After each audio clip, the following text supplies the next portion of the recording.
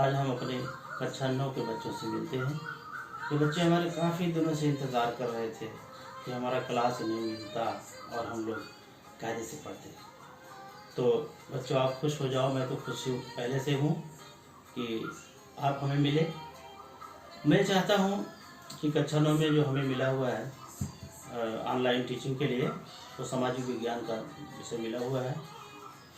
तो हम चाहते हैं कि सबसे पहले हम आपको ये बता दें कि स्पेशली सामाजिक विज्ञान होता क्या है।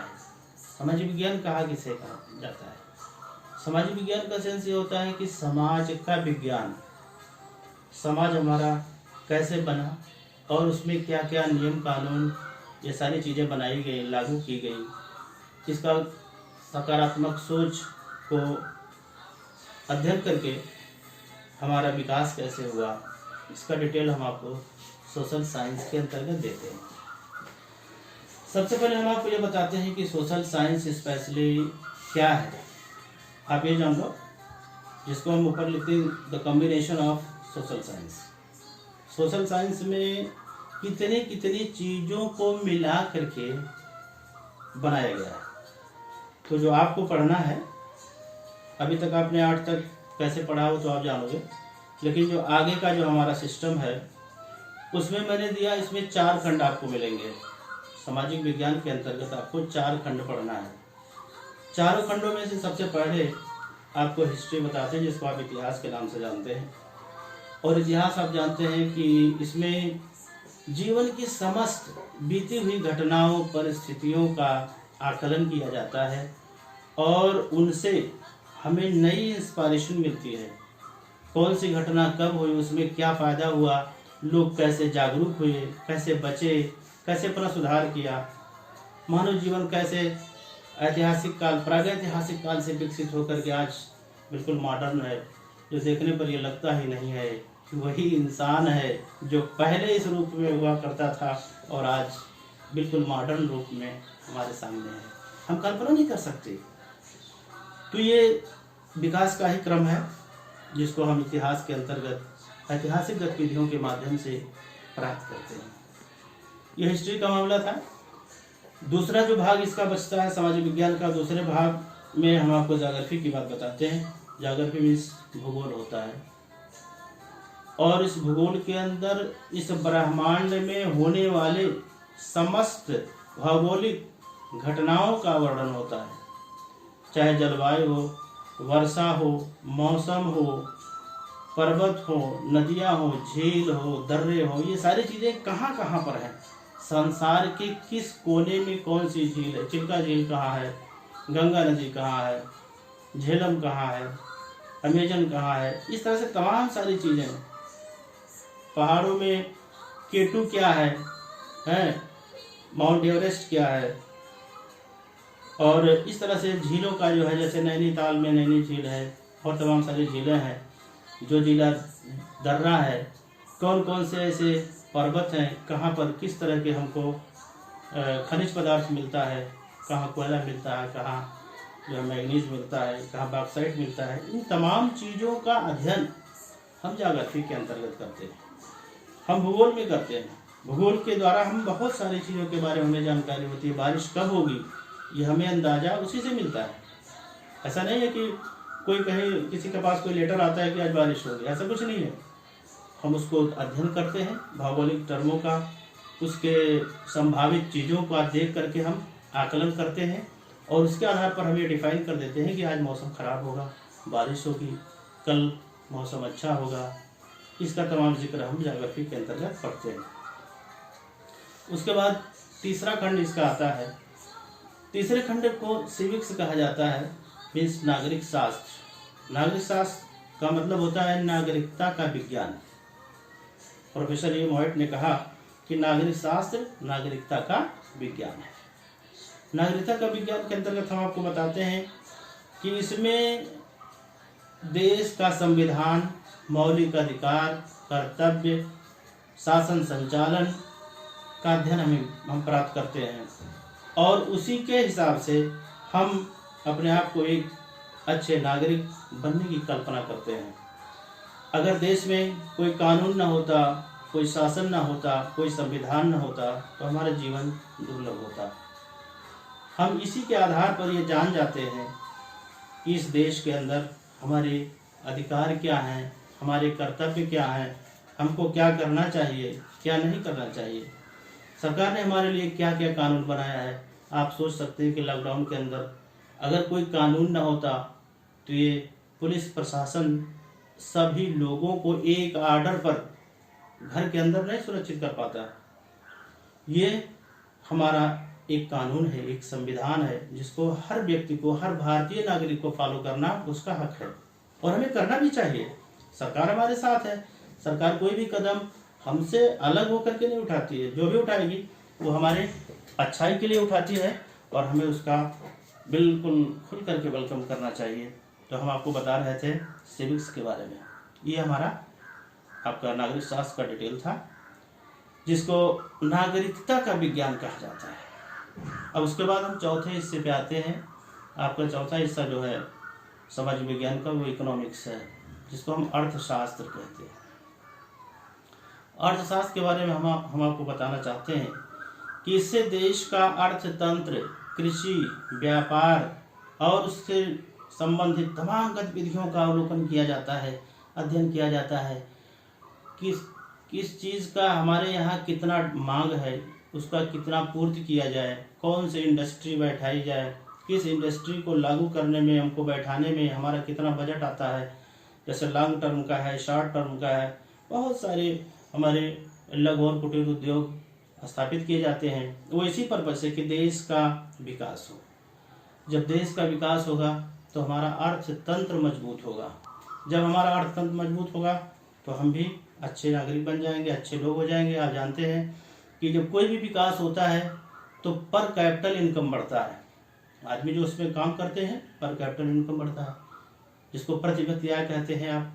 जब पर कैपिटल इनकम बढ़ता है तो वही इनकम आगे चल करके एक ग्रैंड टोटल में आता है, जो हमारा नेशनल इनकम को प्रभावित करता है। मतलब जब हमारा पर कैपिटल इनकम बढ़ेगा तो नेशनल इनकम ऑटोमेटिकली बढ़ेगा। ये सारी चीज़ें हम अर्थशास्त्र के अंदर पढ़ते हैं। उस अर्थशास्त्र के बारे में प्रोफेसर एडम स्मिथ ने कहा कि economics is the science of wealth. उन्होंने बताया कि अर्थशास्त्र धन का विज्ञान है। मतलब इसमें धन से संबंधित सारे रिकॉर्ड होते हैं। धन कैसे आए, देश में मजबूती कैसे आए, आर्थिक तंत्र हमारा विकसित कैसे हो, इसका पूरा डिटेल हम अर्थशास्त्र के अंतर्गत पाते हैं।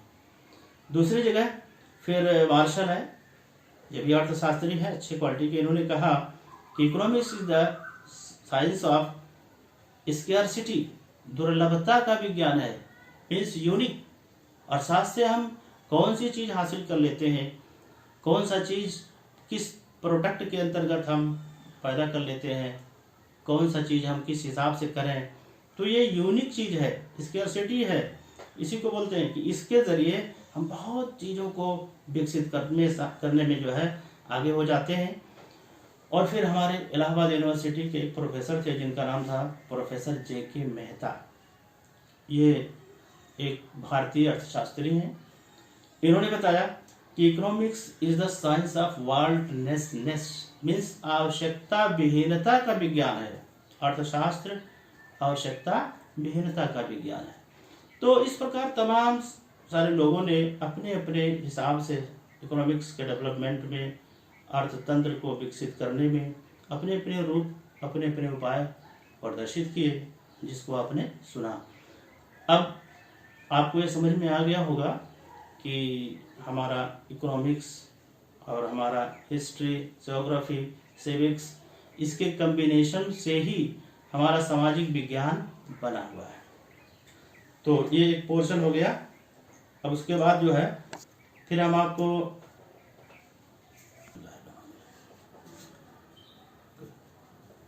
हाँ बच्चों, तो अभी तक आपने सुना कि सामाजिक विज्ञान के अंतर्गत कौन से उसमें पार्ट्स हैं और उसका अध्ययन आपको मैंने दिया।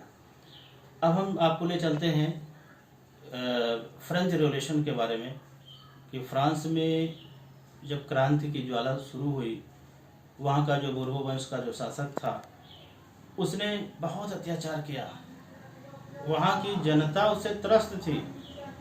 तो 1789 में फ्रांस में क्रांति की स्टार्ट करने के लिए वहाँ पर स्टेटस जनरल की स्थापना किया गया और स्टेटस जनरल की स्थापना करके वहाँ के जो अत्याचार थे, जो शासन प्रशासन में जो कमियां थी, उसको दूर किया गया।